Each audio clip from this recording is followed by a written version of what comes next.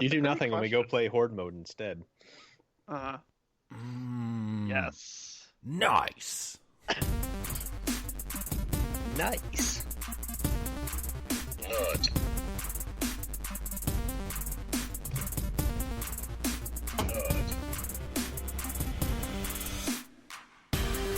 The nut button. Wow. Yep.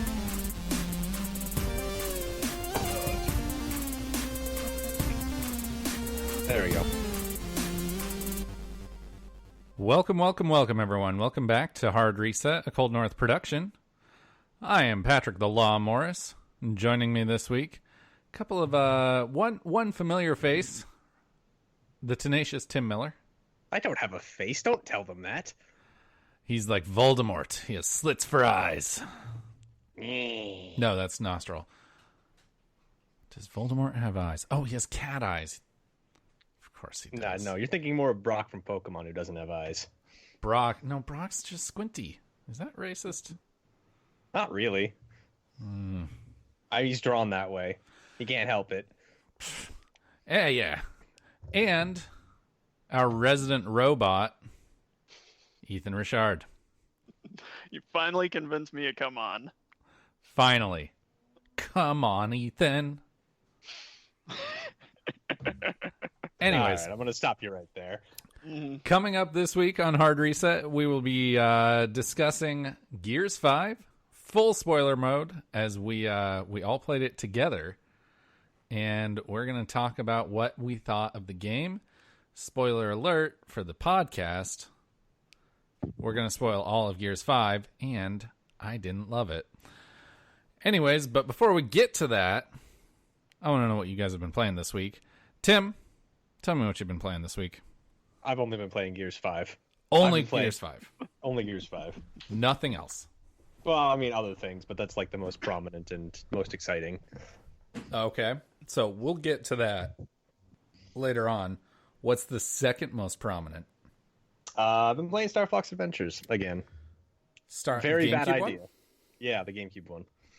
I think Ethan likes that one. I don't mind it. I just wish it would cooperate in the speedrun, but whatever. Or, Ethan, is it Star Fox Assault that you were really into? Yeah, Assault. Assault is definitely a better one.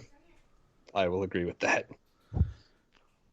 And which one was it that started as an N64 game and became... Okay, so Star Fox 64 was the one that led to their longest saga, which went to Adventures, then Assault, and Command. You've got Star Fox 1 and Star Fox 2. Wait, like Command, the one that came out with Zero? No, you're thinking of Guard. Command came out for the DS back in 06. Ooh, DS, it was bad. Great system. The game was not that great. But yeah. But the DS was. Oh yeah, the DS was a great console. Loved the DS. Again, another game where they forced you to use a very weird control style by using the stylus to move your ship. But that's all Star Fox is. It's a fucking tech demo series. Yep. You jerk off to this shit. Yep, I'm okay with it. Tim's like, oh, proof of concept of 20-year-old technology. Yep. Not. Yeah, no, so that's interesting. Star Fox, you said Command? Adventures is the one that I'm playing. So there was Adventure and Assault on GameCube. Which one came first? Adventures came out in 02 and Assault was 05. Okay. All right. I have no experience with those games. But also, I'm not crazy about Star Fox, so... If you're going to play one of them, play Assault. That's all I'm going to say. All right. Fair enough. But Ethan told me about a pretty major flaw in Assault. I think it was Adventures you're talking about, because I borrowed that one from Nathan, and that's the one with the god-awful turret controls that for some reason all the GameCube games were hype about for a while. Where the aim resets back to the center if you let go of the control stick. Yeah. Oh, yeah. So if you want to aim, like, halfway towards your max arc, you have to just like hold Hold the it. stick partway across. Mm-hmm. That's a great control scheme. I don't know what you're talking about. Yeah, and for some reason I do remember it was at least in one other game, one of the Rogue Squadrons, I think, because that was another one that had a section like that. And it's like, who designed this and thought it was okay? You're probably thinking of Rebel Strike. Or No. Rebel Strike. I think Maybe. he's thinking of. Wait, is Rebel Strike Rogue Squadron 3? Yes. Okay, I think I was thinking he was Okay. thinking of the Snow Speeder in Rogue Squadron 2. Mm-mm. No, because I think it was Rogue Squadron, because it had a couple like weird segments where it's like, hey, you know, in this Starfighter game, what's fun? Not Starfighter segments. Rogue Squadron was on N64. And that one was all shipped based. Or yeah, So yeah, Rebel Strike was the only one that had on the ground stuff. Yeah. okay. Yeah. Oh man, I actually never played that game, but Tim, you have made a high recommendation of it to me.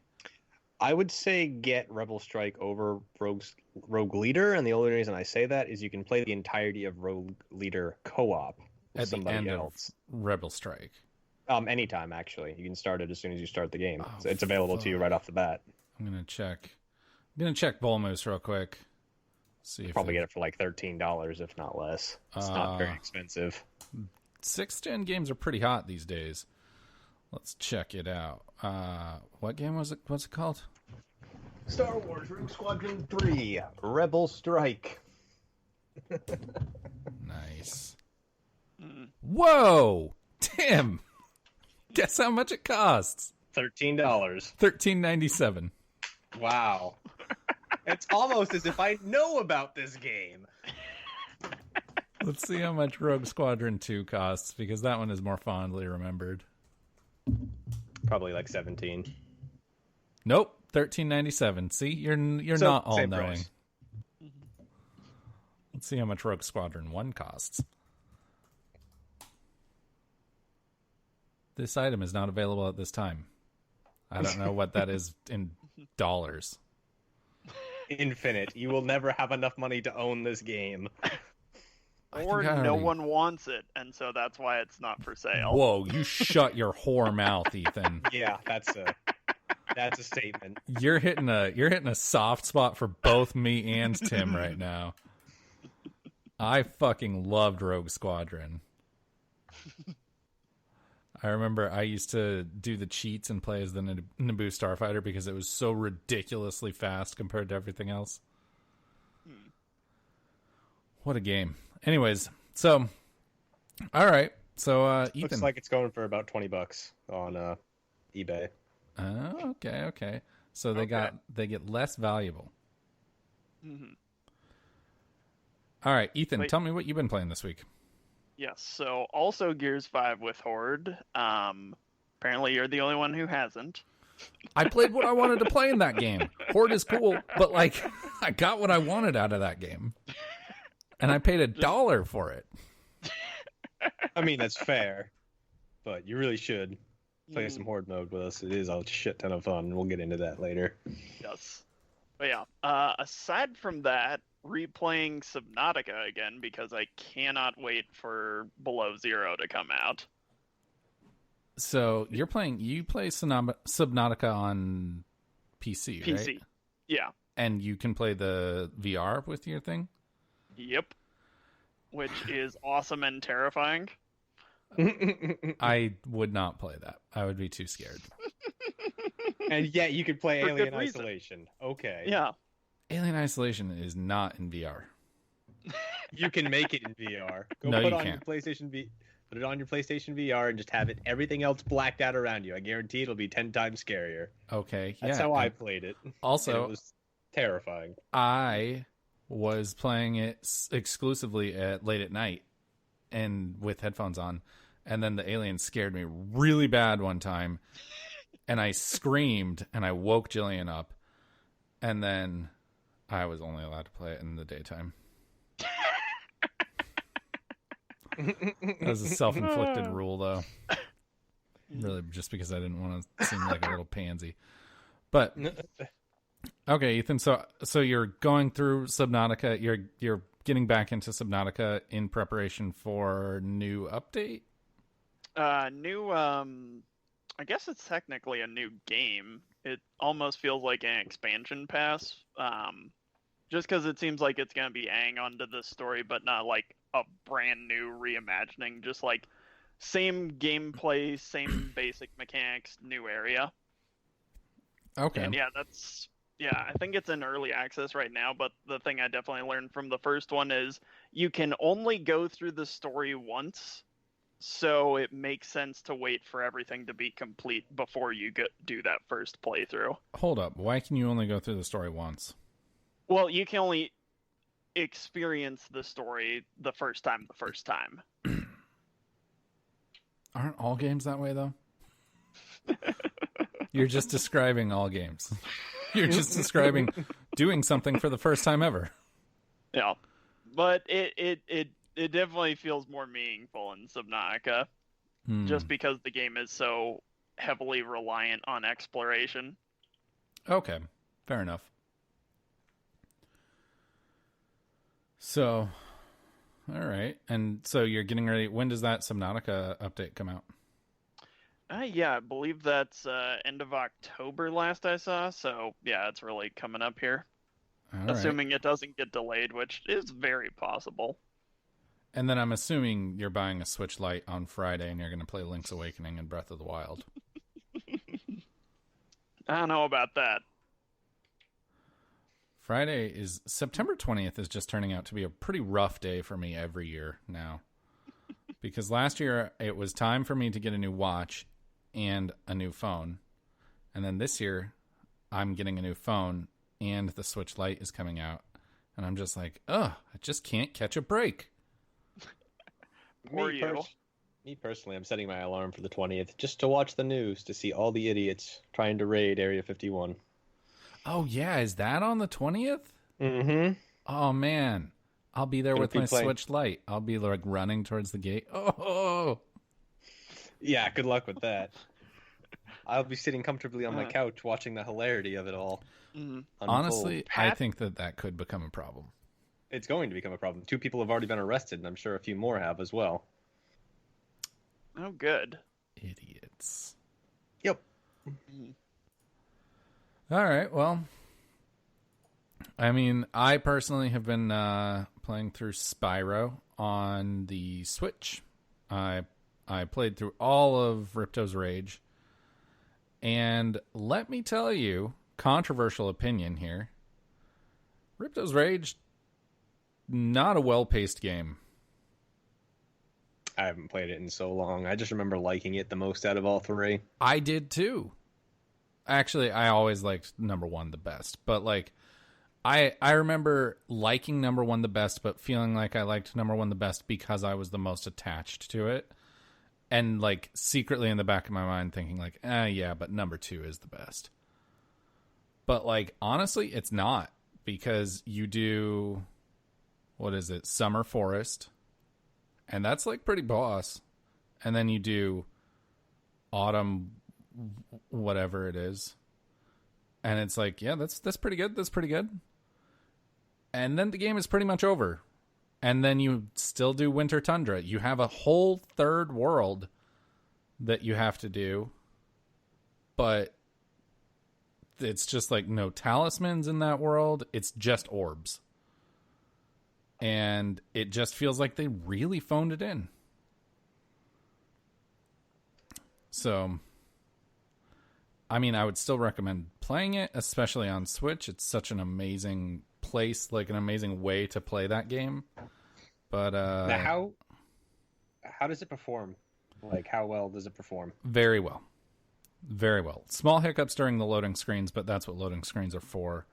Loading screens are pretty long, but that's my biggest complaint. Like, other than that, I mean, visuals, they did this like weird, almost like interlaced thing, it looks like, to like mask the lower resolution, and it looks fantastic. And I mean, I didn't play it on my TV. I only played it in handheld, but like, it performs really, really well. And man, such a great place to play that game. I played, my sister and I, when I was a kid, got Season of Ice and Season of Fire on our Game Boy Advances.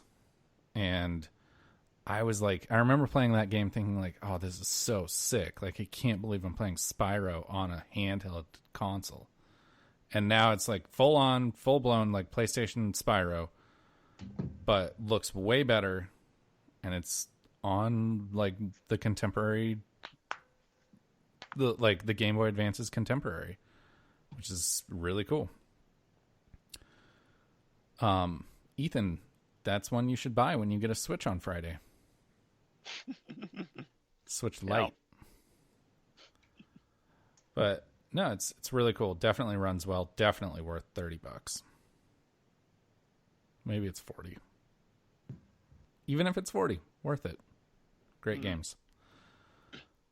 But we're going to skip over the news, which means it's time for the topic of the show.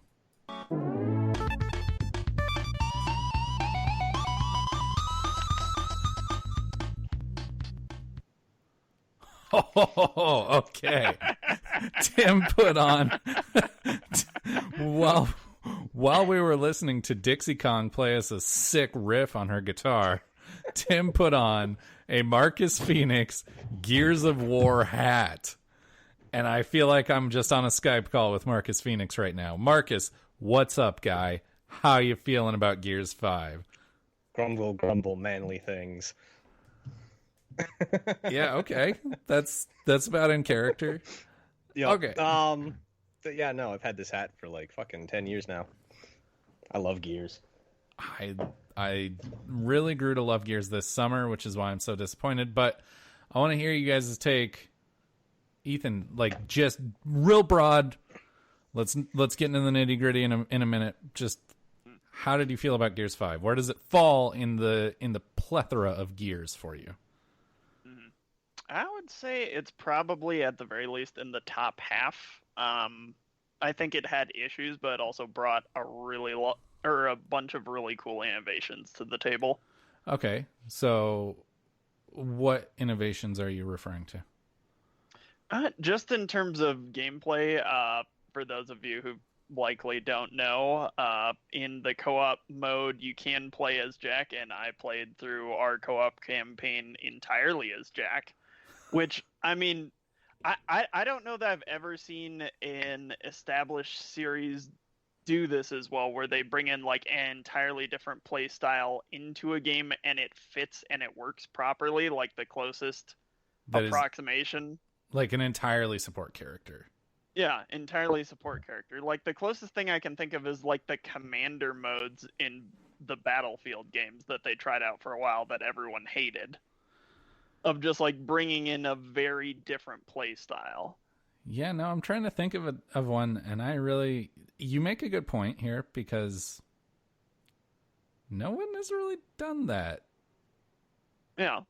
Successfully. Yeah. There have been attempts. Yeah. And yeah, while I thought there were definitely some issues with like the story and the pacing, I feel like the reason I play Gears for the co-op gameplay, like that core was there, and with addition of Jack, I mean, that was just a huge expansion on that made it really fun. Yeah, so looking back, I kind of wish we had all cycled through Jack, like taking shifts as Jack. Mm-hmm. But then also, like, that does take a bit away from the Jack experience, because you had that total customization of Jack, especially during the second act. Yes. And we just got upgrades galore. Yes, and as we literally joked while playing the game, Jack has the best arc of going from the kid holding the flashlight for his dad to the demigod saving you from everything. Exactly. Like, I remember the first time you felt even somewhat useful was when we were trying to get through the fire, and we realized you had to stim us. And you were like, oh, I'm helping. And then by the end of the game, it was like, I'm going to go invisible and fly over here and just zap this boomer until he dies. It's like, oh, hey, guys, another warning. Let me do my flash freeze and then extra 20% damage for you guys. And you guys can just mop up this mid boss in 20 seconds. Exactly. Like, just bull talk to the face. So you make a good point. And I do want to discuss the things that they innovated on. Tim, where does this one fall for you? I'm kind of with Ethan on this. It's about in the middle. I liked it better than Judgment. I liked it better than 2. Didn't like it as much as 3, and I haven't played 1 recently enough, so I'm gonna still put 1 up there just because it does have like a place in my heart. Oh, 1 was so good. But yeah, I mean, there were a lot of things that it did well. The gunplay felt solid as always. The story was kind of a bit meh from my perspective because I played as Dell the entire time. Kind of just felt like, oh, I'm just the other gear that's here for just to be here. Yeah. Yeah. I felt like the story was pretty directionless. Yeah. I think that's fair. Like, it was all over the place. It was just Kate kind of being like, oh, I've been confused about my heritage. Yeah. So I'm going to go to the snow. And, like, I get it that she was going to get Oscar, but I don't know. But anyways, yeah, I don't think I looked on it as favorably as either of you. I definitely would not put it in my top half. In fact, I would say it's my least favorite Gears game. I think that previously my least favorite was 2, but I feel like 2 at least like executed on Gears really well, whereas this one is so like not Gears. It's so I don't want to say not Gears because that's such a cliche thing to say, but it was just so like it was such a major departure from the series' typical formula. And that's not necessarily a bad thing. Like, I'm glad they took a risk, but it just didn't pay off, in my opinion. There was too much, like, oh, let's go over here. Oh, let's go over here. There was too much backtracking and too much, like, travel between fights. And those 2 big open areas in the second and the third act were they just slowed the game down to a crawl. Yeah, I will agree with that. We didn't need 2 open world sections in a row. If you wanted to have 2 total, fine, but give us a good lengthy section in between that is just hallways. We didn't really get that. You got a little bit of it in the third act. Well, at the end of the second act, you got a little bit of it. Oh yeah, that's right. In the facility, but it didn't last us that long. We maybe spent 30 minutes in there. The longest bit of it was fighting the matriarch. Yeah, and honestly, like that's the bummer is because that's when the game was at its best. Was like the first act was awesome, except for having to play as JD. Then the end of the second act was awesome, but you're right, Tim. It lasted what at most an hour, and then the end of the third act was awesome, but that lasted like an hour and a half, and then the fourth act was awesome. But like what we're not saying is that the vast majority of the game, like I would estimate 70% of the game is spent in the second and the third acts in those big open areas. And those big open areas just started to feel like they were really overstaying their welcome. Yeah. Yeah, I definitely agree with Tim in that, like, the second act, I felt like the open world, really did a good job of tying into the story of it's a big contemplative time for Kate and Dell of like, okay, like what's the deal behind my backstory and, what am I going to do with that? So it was nice having that nice solitude as they kind of reflect on that. But once the third act started off, and it's immediately like, hey, guess what? You're going back to this gift, another open world section. It's like, oh, okay, but could we please do some classic Gears, sir? Exactly. Like, we've already done this. We were just in the snow when we did it. And I think that the second act, I don't think I would have minded the second act nearly as much as I did if it hadn't immediately been followed by the third. Because, and honestly, I don't want the second open world area. I didn't want that at all. I think the second act, because the classic Gears formula is just this breakneck pace of like just go, go, go. And set piece to set piece. Exactly. And it never slows down.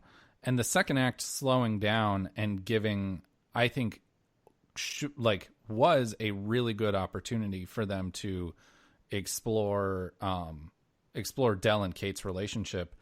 And I wish that there had been more characterization in that. And I wish that like Kate and Del there had been more kind of just free flowing dialogue between the two while they were on the skiff.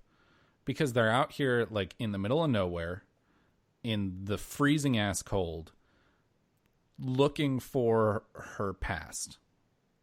And that's like an opportunity there. And I mean, Tim, did you play Uncharted 4? No. Okay. Ethan, I'm assuming you didn't. Probably not. So, Uncharted 4 has some similar spots where it's like, it is a really big open world that is basically just Nate and Sully and Sam driving around in a Jeep, going through these, like, going from place to place. But it's done much better because A, it's not nearly as long, and B, there is like dialogue between the characters that explores like their motivations and what they're going through at the time. And I think that if there had been more of that in the second act, where Del is like trying to be there for Kate and Kate is expressing her anxieties and her like fears of what she's going to find, I think that could have added to that a lot more, but that just wasn't there.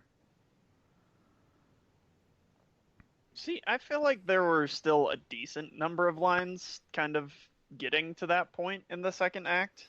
It definitely could have been lost in between our multiple technical issues of, wait, guys, I'm reconnecting. Yeah. Which, speaking of flaws in the game... Jesus Christ. Almost a game breaker. Literally. Yeah. And to be fair, it seems like the connectivity issues have been, like, largely resolved at this point, but it definitely really soured the first playthrough. Absolutely. And I mean, especially, like... And this is really speaking to a larger issue in, like... So it speaks to a larger issue in that, like, is this going to be a consistent thing for games on Game Pass? Because this is Microsoft's biggest exclusive, since Halo 5? Mm. And, like, this is their biggest exclusive in 4 years? I mean, they've had a few others. I mean, if you really want to count Anthem, yeah, it didn't do well, but it was an exclusive. No, it wasn't. Anthem was not exclusive to Xbox or PC? You can get it on PC and PS4. So when is it on PS4? It what? came out day and date on all of them. Anthem was from EA. Yeah. I could have sworn that was Xbox exclusive. Mm-hmm. But I mean, this is like... I guess not. I guess I lied. Never mind. Well, let's just do a quick Google search here. Xbox I did. One. Oh, you already did? Oh, I thought you were talking about Anthem still. Oh, no. So, I mean, Gears of War 4 was a pretty big one, and that came out in 2016. They had Halo Wars 2. Crackdown 3. Crackdown 3 was a joke. Let's not even talk about that. Still exclusive. Forza Horizon 4. Like, they've had a handful of really big exclusives, but this is pretty much the biggest one since, at the very least, Gears 4.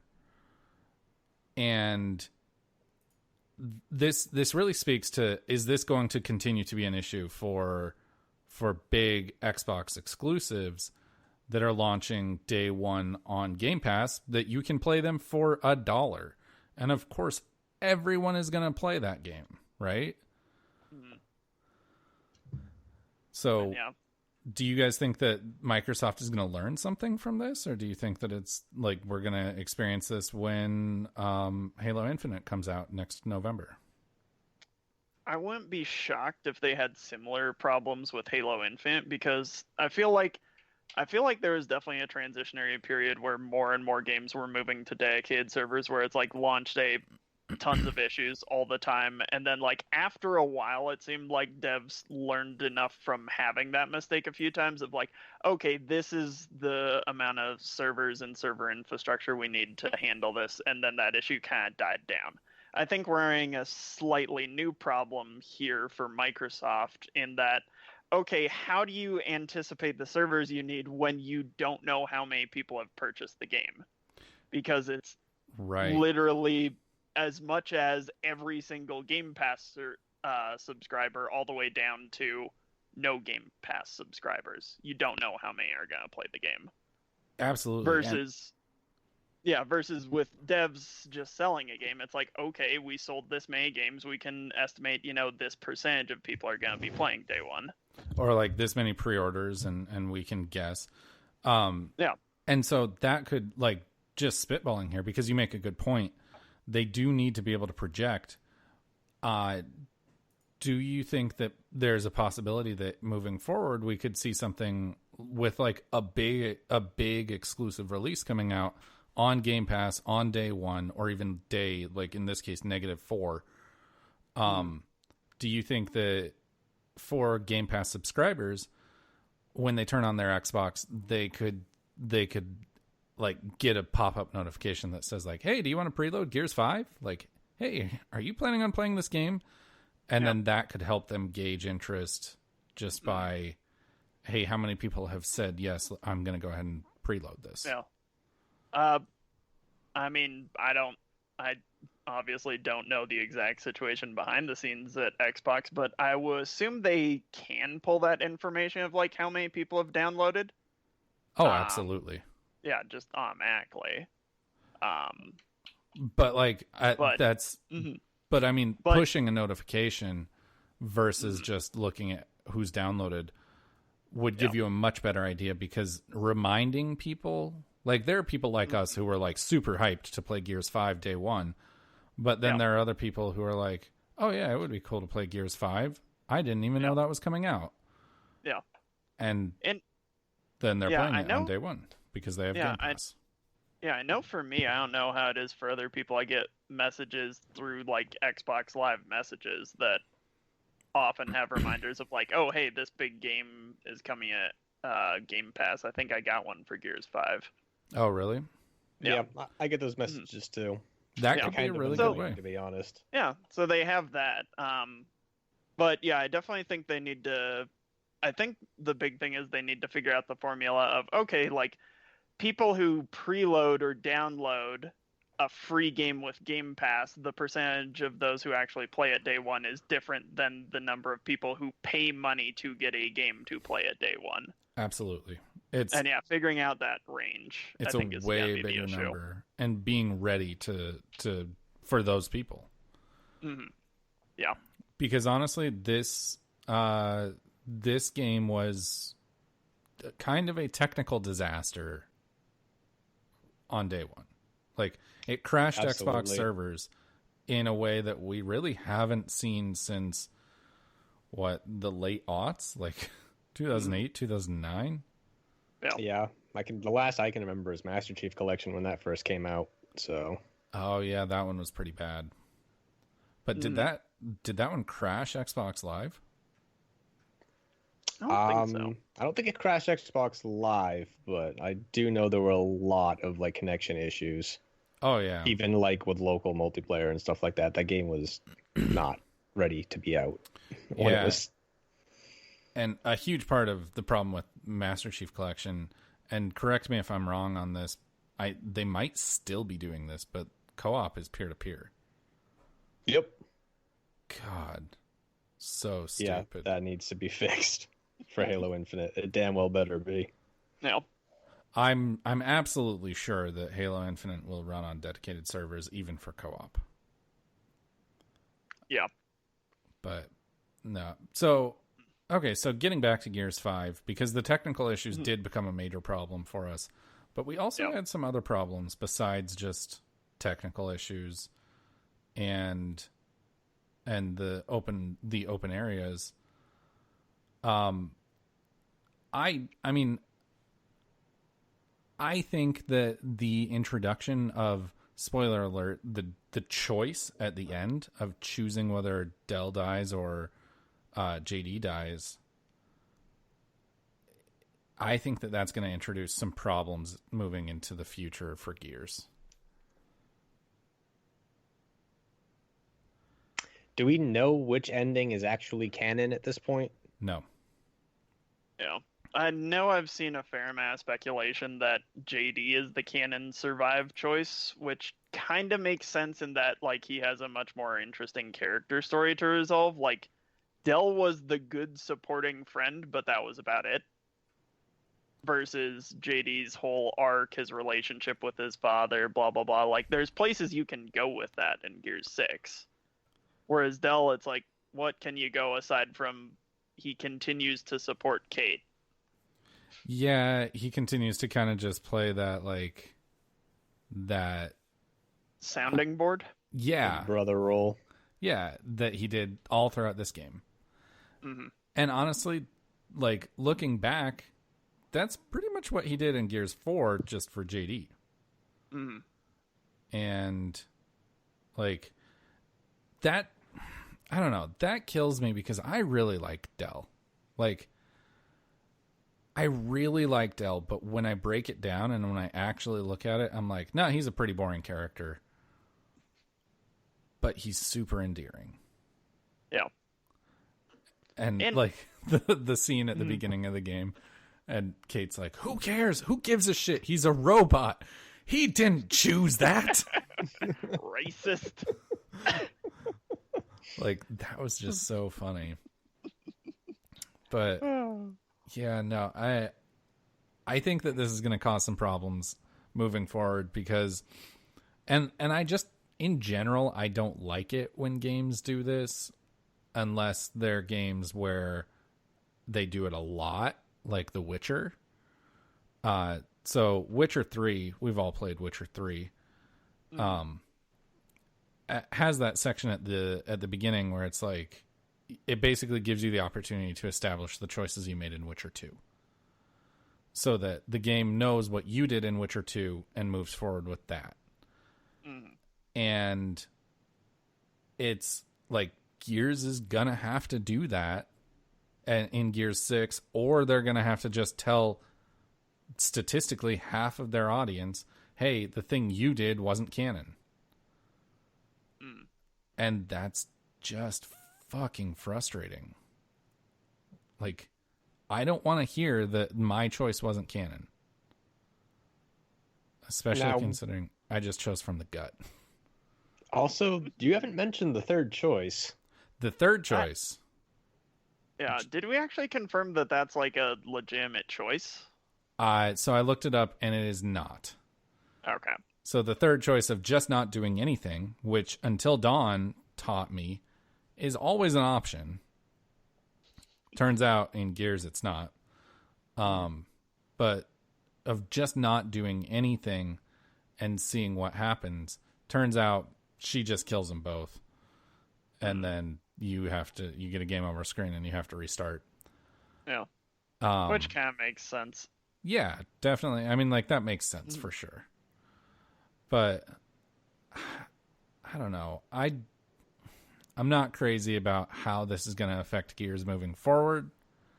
I'll definitely play Gears 6, but I am less enthused about Gears 6 after Gears 5 than I was about Gears 5 after Gears 4, which is really amazing to me because I loved Gears 4. Like, the opening was atrocious. But once you got past it, it was like, wow, this is like peak Gears. This is Gears at its best.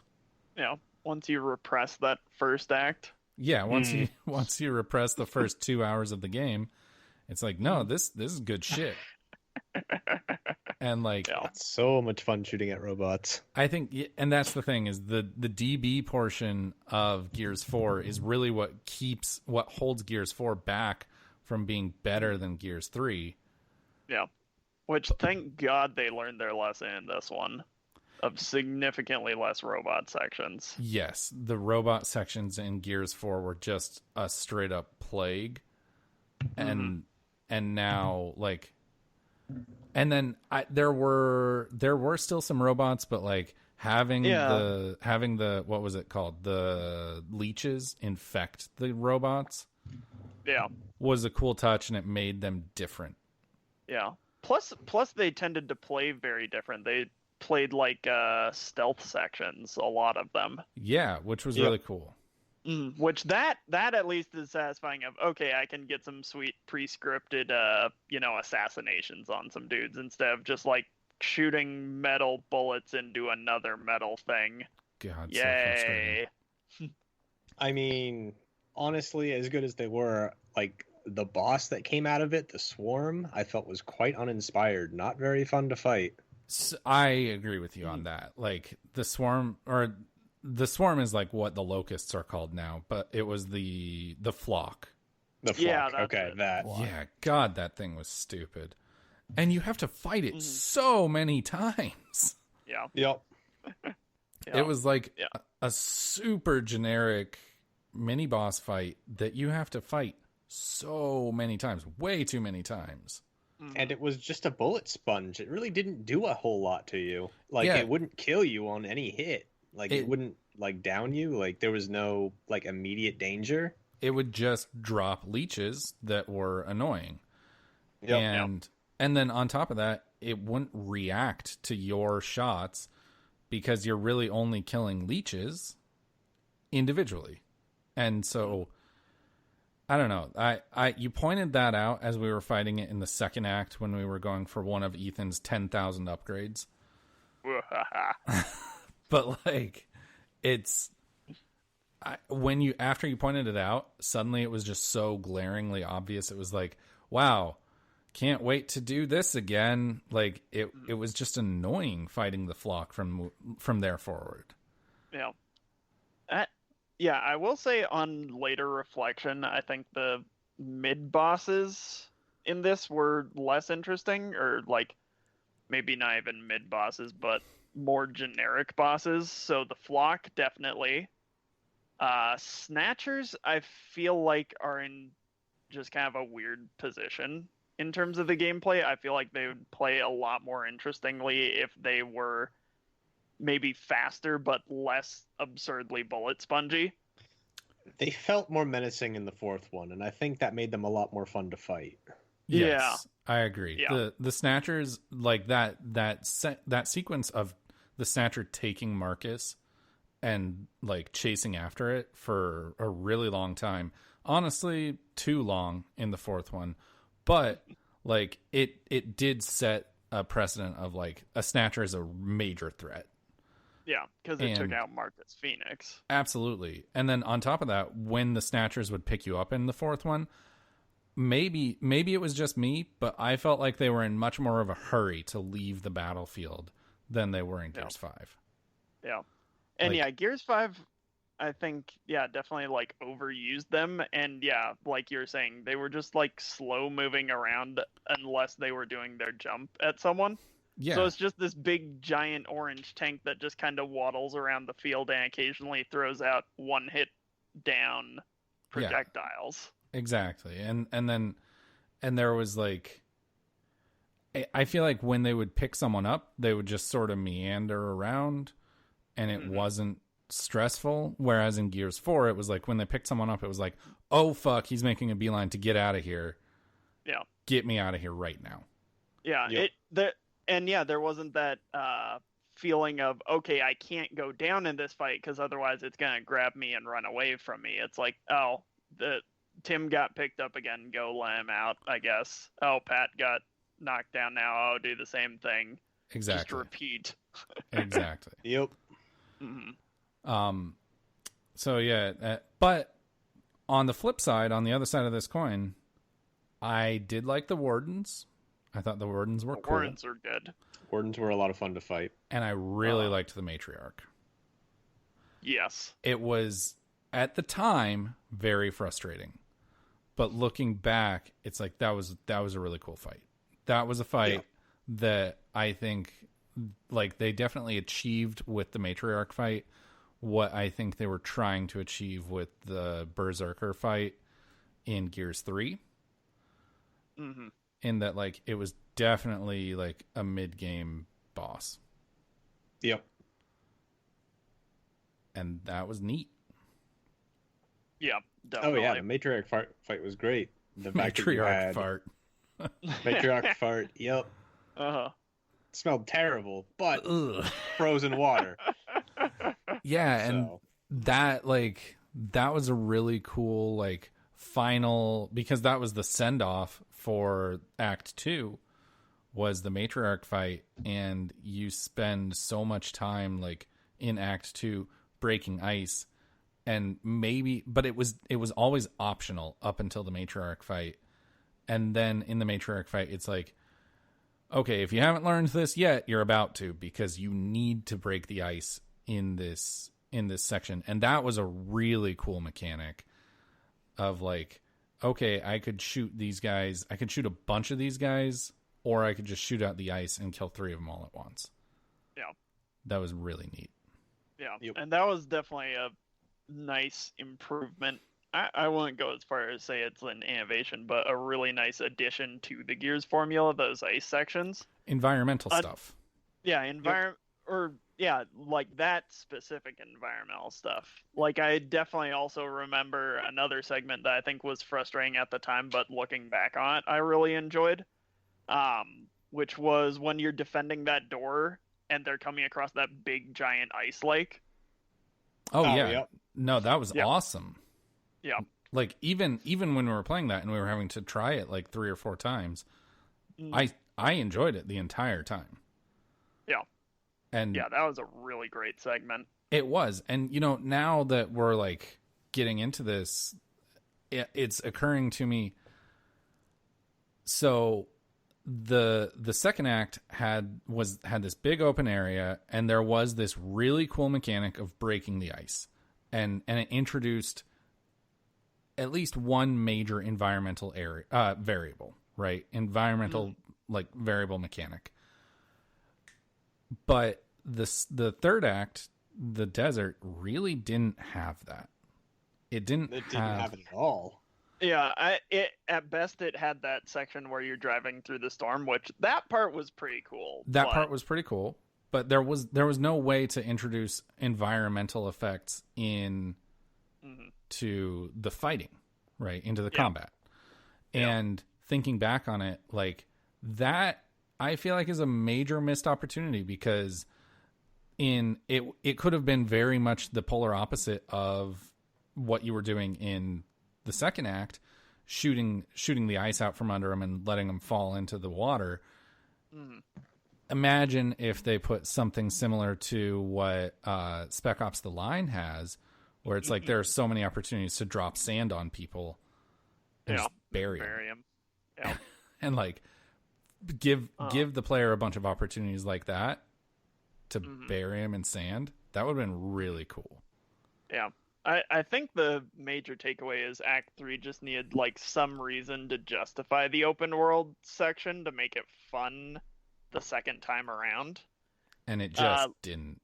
Yeah, like the biggest difference I can think of off the top of my head is, okay, you've got 2 additional characters, which it's AI, who cares? And the biggest problem I think I had with the second open world section is all the side missions had like not quest givers, but people to like thank or whatever at the end of the side missions, which just really drove home the feeling of like, this feels like the explosion of open world games where you're running around doing, fetch quests and random tasks for random people. I mean, it's pretty much what we were doing, just for upgrades for Jack. Yeah. Which is always a worthy cause. Turn the water pump on. This is true, but the way they went about it was less than stellar. Yeah, especially for a series that historically has been like, oh, your mission is like plant this bomb in a locust stronghold or blow up this swarmak. It's like now go turn on some water for some dudes. Plant the water for this super generic. Like, we decided to make one character model and just have a bunch of them show up. Yep. And they all look the exact same. And by the way, you're playing NHL 97. Also, those guys were fucking useless. Every time we had to save their asses. Like, they couldn't do anything without us. They were like, so I get bad. that's the point of a video game. Like, you're supposed to be OP, but like, come on. Yeah. They had like nothing under their belts, and they're supposed to be this like huge opposing army to the COG way back when during the Pendulum Wars. It's like no. You guys are they totally useless. Yeah, they couldn't handle a delivery mission of beacons back to the base after we've cleared out everything and all the side missions. Yeah, and then on top of that, like that just goes into, I think AI was pretty flawed in this game. I think that it was flawed in Gears 4 in the sense that it really took all of the stakes out of it with how snappy the AI was to come and revive you. But in this one, I feel like they went totally the opposite direction, where it's like, I'm down and I'm crawling and I'm like literally at JD's feet. And he's like, Kate, get over here. And I'm like, I'm right fucking here, dude. Just res me so that I can get up and keep fighting. And there were multiple times where we wound up with the game over and we had to restart from checkpoint because JD or Foz wouldn't revive me. But never Marcus. It was never Marcus's fault.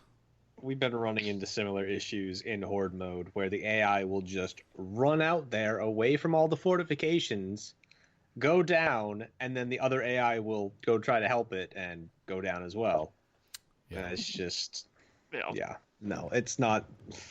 They're not ideal in this one, for lack of a better phrase. Yeah, that I guess I'm less upset with because I feel like it's one of those situations of like there's just no winning strategy because like you said, like if you can reliably predict on the AI to get you up, it takes the challenge out of the game. If you can't, it gets frustrating when they don't. But I feel like there is an in-between of like I don't know, positional, like making it positional of once you're within, like give them sort of a cone of you know, I can res you once you're in this space. Yeah, once you're in that space, like regardless of what they're doing, you'll just like they'll picked up. And they made in Gears 4, it was like you would go down and the cone would just like heat seek towards you and they would just make it their number one priority in all of life to save you. And in Gears 5, it was like the cone was almost non-existent. Yeah. But it wasn't all bad though. Yeah. There were some cool parts. Yeah, even the third act, which was my least favorite, at least you had the rocket assembly factory, which was a fantastic area. Awesome sequence. And even when you backtrack, to it, it was still awesome. Yeah, going there again, which by the way, I think is probably like, I think that is one of the biggest problems with making this game open world is like they felt like they needed to go back to places to use them again. Which was stupid because they spent all this time making the open world. So they were like, oh, well, we need to, we invested our resources here. So now we need to have levels play in the same areas again. But that was one where it was like, no, I'm happy to be back here. I want to do this again. Mm-hmm. It was by far the best area of the third act. Of the third act, for sure. Nothing even came close to it. Yeah, especially because, like, as you're going through the area, you see a very visual representation of your progress in your objective, which is to assemble the rocket. Right. And so as you're going through, you're seeing the parts come together. Right. Absolutely. Which, yeah, I think also did a good job of addressing a problem you brought up earlier of the story felt largely fairly directionless, which it was just, I don't know. I felt like there was just a lot of moseying around and not really knowing, and no sense of urgency the way there has been in all previous Gears games. Yeah. But the rocket assembly plant, I think, also benefited from the fact that it was bookended by those 2 awesome skiff chases the first time. Yeah, that's true. Like going through the storm on the way there and then chasing the train on the way back was really awesome. Yeah. Yeah, both parts were very good. Yeah. But, and then, I mean, so, and like the scene with JD at the end of the first act where, I mean, JD got some more depth in this one, in that, like, he's the one who ordered Foz to open fire on the protesters, and and then his scene of being like quarterback hero was, I mean, it was a cool sequence, but it was also like, wow, JD, you're a pretty shitty person because you didn't feel the need to do this until you needed redemption. Yeah. Yeah. But yeah, I mean, at least that's a semi-interesting character arc, though. Yeah. But no, yeah. definitely. I mean, was. it does tie in like to a lot of the Hammer of Dawn stuff, whether they should be using it or shouldn't be using it. Yeah. All of that moral dilemma, like it added to that. And that's something that, and I hate to just keep being negative about this game, but like that's something that was annoying to me because it's something that I've thought about since the very beginning of the very first game, because you get the Hammer of Dawn very early in the first game. And it's like, this is a weapon of mass destruction. And they've always treated it very, very flippantly. But in the first act of Gears 5, they really give it some gravitas and like give it some weight and like make it more of a moral dilemma. And then the rest of the game is like, hey, let's get the Hammer of Dawn back online. And it's like, what are we, on the yellow brick road towards fucking nuclear war? Yep. Yeah. I mean, I feel like you could make an argument that that's kind of one of the central themes of Gears, of just kind of this inevitable war of like, okay, even after you kill the Locust, the Swarm comes back, so then we have to go back to the weapons of mass destruction. And we'll likely, to get rid of the Swarm, have to nearly wipe out the planet again. And that's just kind of the cycle of war, basically. Yeah. I mean, there was the Pendulum Wars, and then once those were finally over, the Locusts, like, we had E-Day. And then after E-Day, and you finally eradicate the Locusts, it was like, it's only a matter of time until the COG is an oppressive government force. Yeah. And then the Swarm comes into play, and suddenly it's almost like the COG only knows how to do one thing, and that's fight. And when there's nothing to fight, they're just oppressing. And they're only, like, the people want them around when like, in wartime. And so the COG likes war. Which I think Jin is actually a really good representation of that, because Jin is very much a warmonger.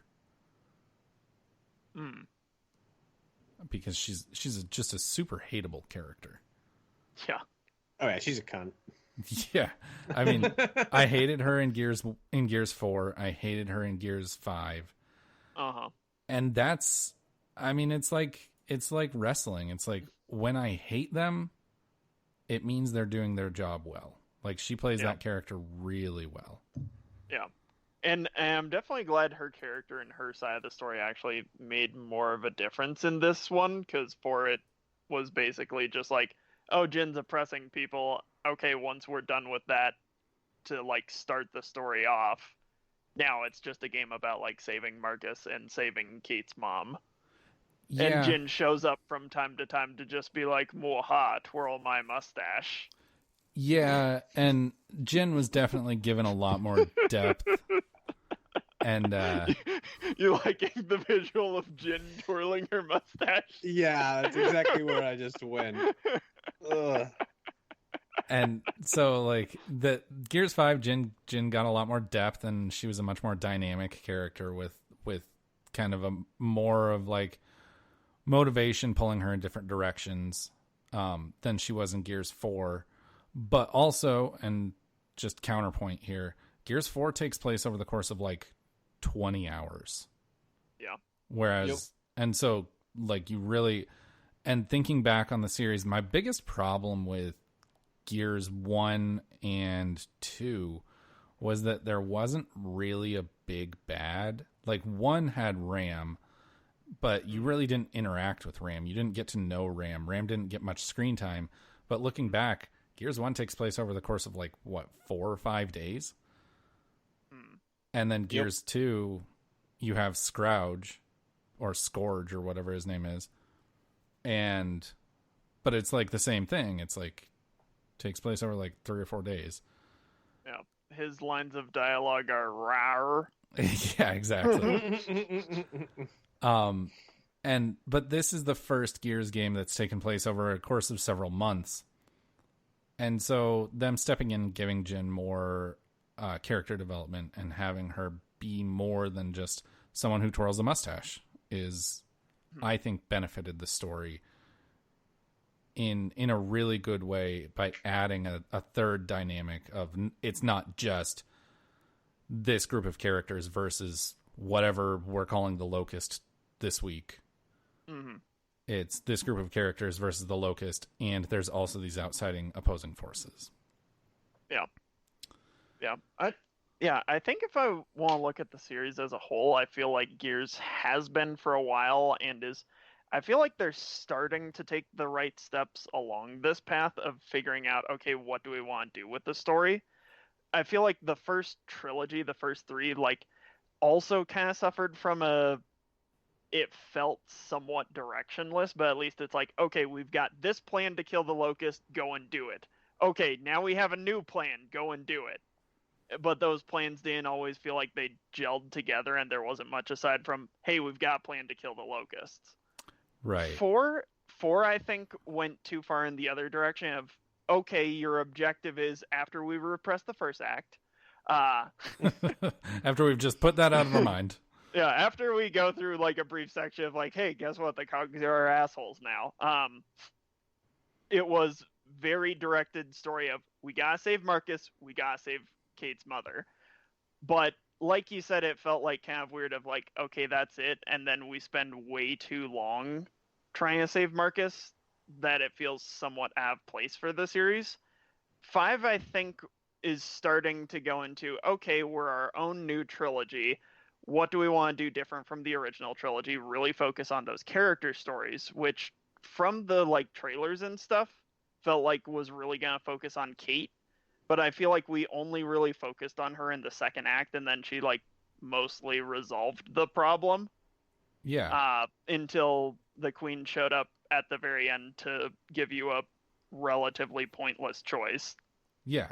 And Kate, I was like, because JD was even though he was the playable character in Gears 4, he was the supporting character, and Kate is the main character of this trilogy. And I was really into that, but she got too much resolution at the end of the second act of Gears 5, and then very much like just kind of treaded water until that moment where she chooses.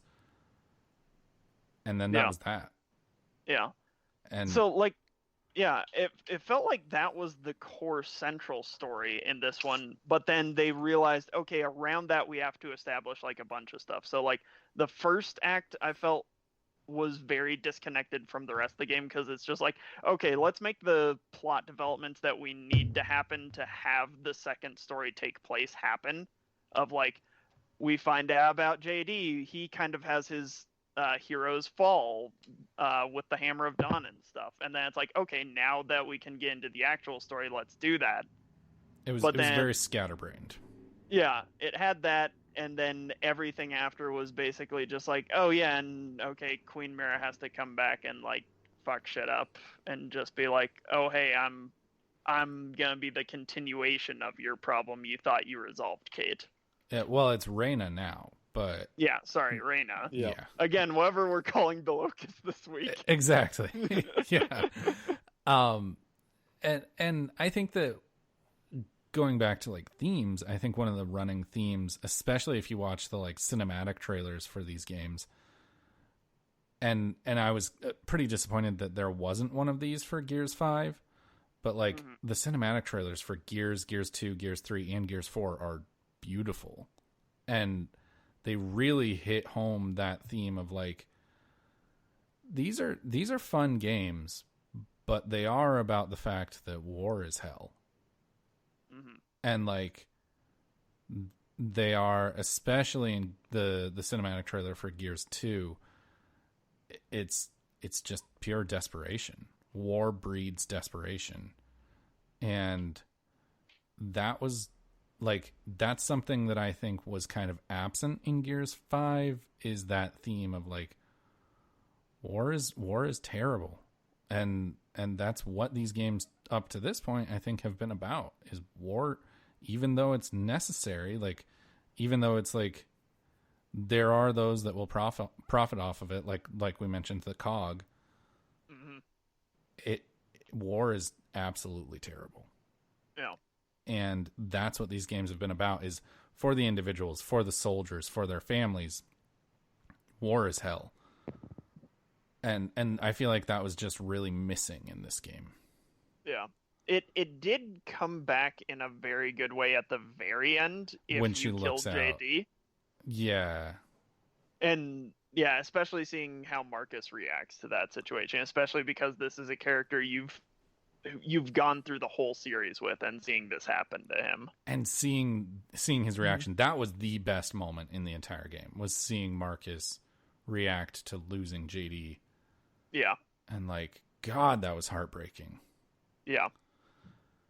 But then I feel like they took the brevity of that situation. They took the weight of that sequence, of that moment, and kind of threw it away by giving Coltrane that moment of like, is Coltrane dead?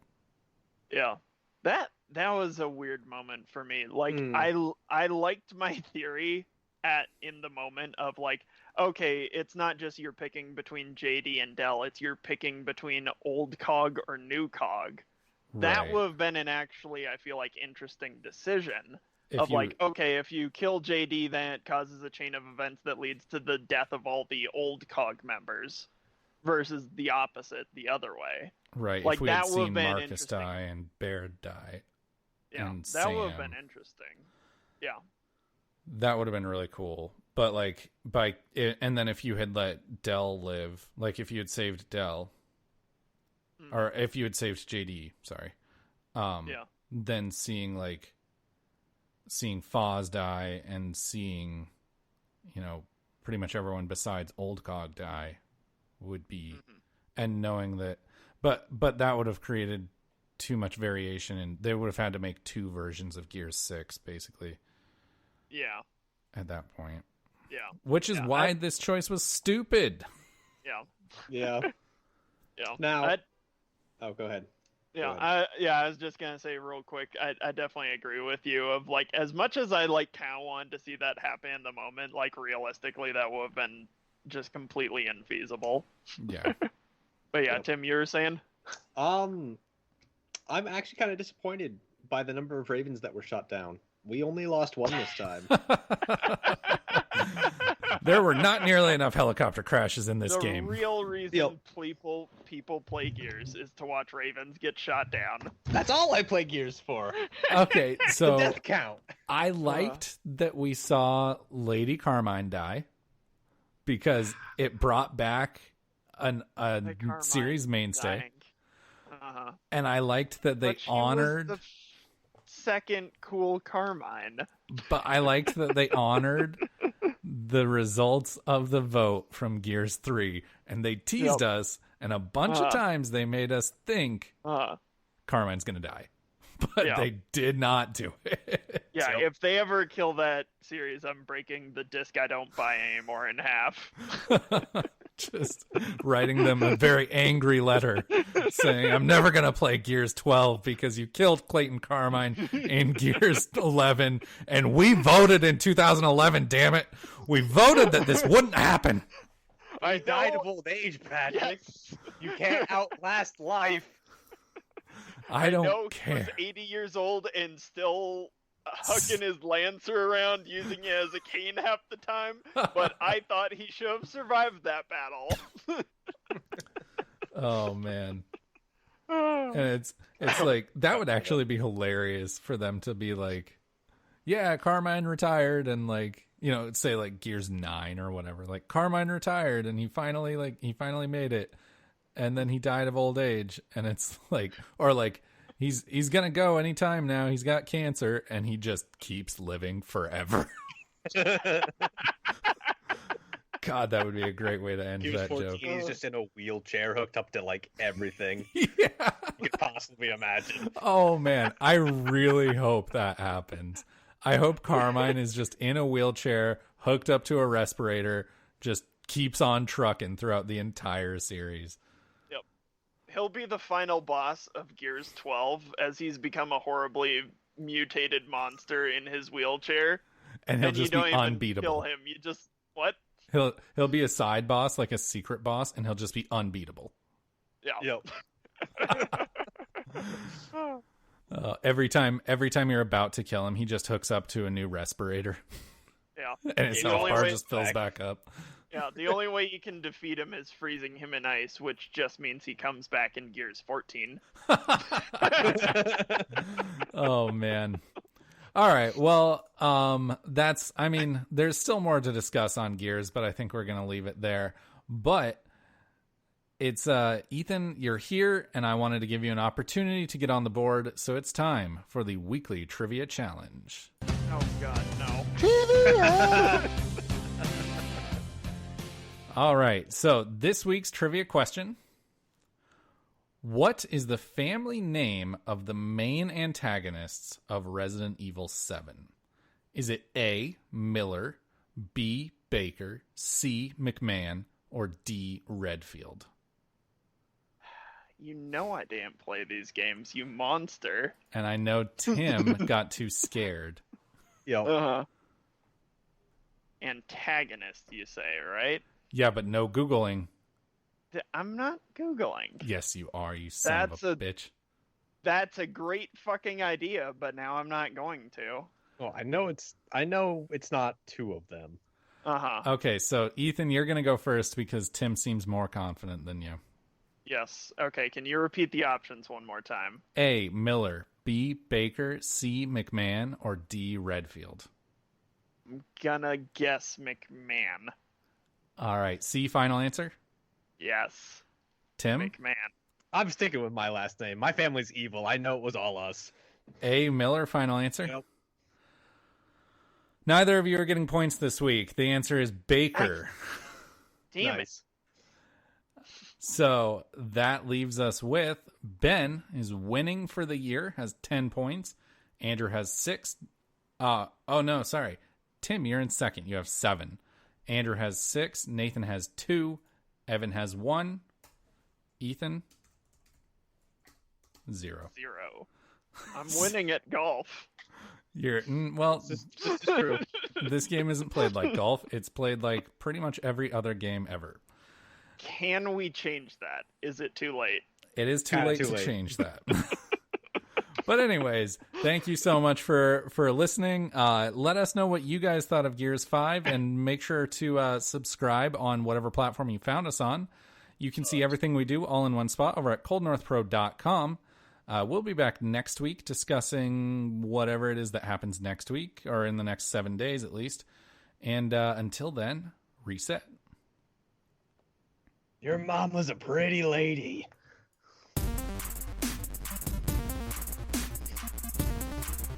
He didn't choose that.